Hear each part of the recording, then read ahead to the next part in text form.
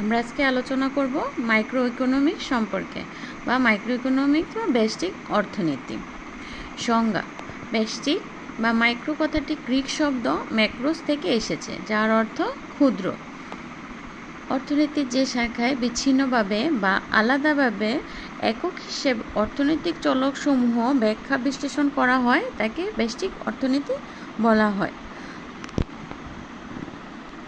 অর্থনীতির বিভিন্ন খাত বা এজেন্ট যেমন ভোক্তা, উৎপাদনকারী, ব্যবসায়ী, বিনিয়োগ ইত্যাদি সমস্যার সমাধান আলাদাভাবে বিশ্লেষণ করলে তাকে ব্যষ্টিক অর্থনীতি বলা হয়ে থাকে।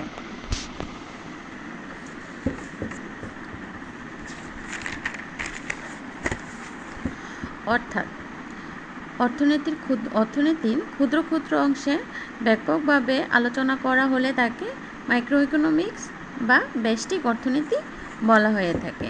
ব্যষ্টিক অর্থনীতিতে একজন ভোক্তার আয় ও ব্যয়, একজন উৎপাদনকারীর উৎপাদন ও খরচ, একটি পণ্যের দাম নির্ধারণ, একটি ফার্মের ভারসাম্য, উৎপাদনের পরিমাণ নির্ধারণ প্রভৃতি বিচ্ছিন্নভাবে বিশ্লেষণ করা হয়।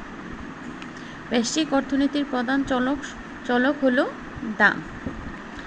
ব্যষ্টিক অর্থনীতির প্রধান চলক হলো দাম, যাকে কেন্দ্র করে অন্যান্য চলকের মান নির্ধারিত হয়। এজন্য ব্যষ্টিক অর্থনীতিকে আবার দাম তত্ত্ব বা প্রাইস থিওরিও বলা হয়ে থাকে।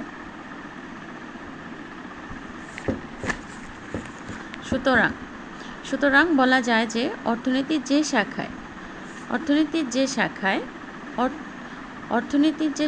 অর্থনৈতিক বিশ্লেষণকে আংশিকভাবে আলোচনা করা হয় তাকে ব্যষ্টিক বা মাইক্রো ইকোনমিক্স বলা হয়ে থাকে।